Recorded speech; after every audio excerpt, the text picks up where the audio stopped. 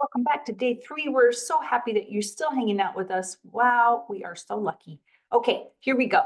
We have 2/5 minus 1/4. We know when we add and subtract fractions, our process is different. We have to have a denominator that's the same. So in order to do that, you could do this really, since you're learning how to simplify, here's a little trick. If you just say 5 times 4 and 4 times 5, that's really is going to give you your denominator really fast. And I know we're used to making a t-chart, but if you can do that math hack, that's kind of a little shortcut you can take, because you're still going to check to see if you can simplify it. So let's just use that hack today. 5 times 4 gives me 20. We know they're going to be multiples of each other because they're multiplied by each other. Okay, we're just going to help ourselves a little bit here.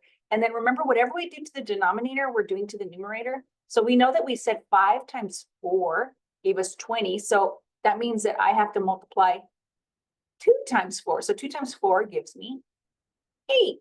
And then I'm going to do the same thing over here. I said 4 times 5 gave me 20. So whatever I do up here, I know that 1 times 5 gives me 5 because I multiplied this by 5. I multiplied this by 4. So see, I did whatever I do at the bottom, I do to the top.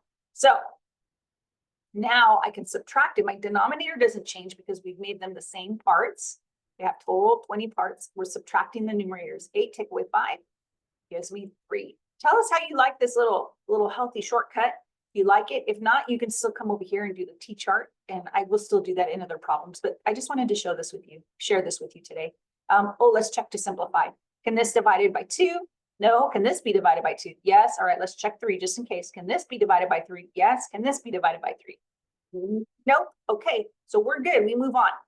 Excellent. So we're writing this in expanded form. This means that you're blowing up each place value. So 7, this is in the tens place. So 7, you're just saying 7 times 10 gives you 70, right? And if we add that, we said 5 times the ones place value is 5. Okay. And then now these are the fractional parts. You have 8/10. So you have 2 ways you can write this. Remember, you can write it as a fraction, or you can write it as a decimal. I'm going to write both of them here so you have some context. There you go. And now we have 5.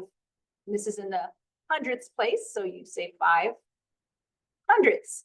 And then this is in the hundredths place. So you would say, you got to make sure you put a 0 here because this means it's in the tens. That's the part that students miss. And this is in the 500ths place. Okay. And then you have 4 thousandths. All right. And then so then the same thing here. Make sure you put each place value, tenths, hundredths, it's in the thousandths place value. Beautiful. Okay. Now you're finding the area of the rectangle. We know that area equals length times width. And then we are going to take this whole number, 3 feet, and we're multiplying it by 3/10. Oops, does that look like a multiplication? It didn't. Okay, there you go. And we're learning, Strong Minds gave us a great little tip here. We're going to learn that 3, we can rewrite it over 10, right? Or you can put a 1 under it, put a 1 under it. It's up to you. But you're going to end up with the same answer here. 3 times 3 is what? 9 over what?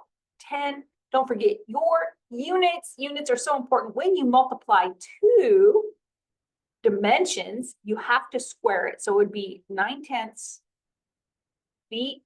And then you put your little square up here, your exponent. Do not forget this. Okay.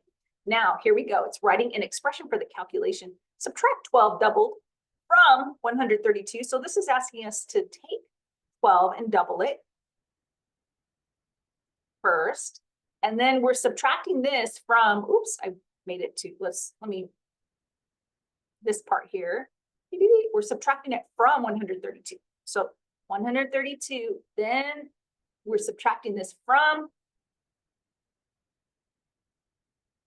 there you go. How'd you do? Read that one more time. Write an expression for the calculation. Subtract 12 doubled.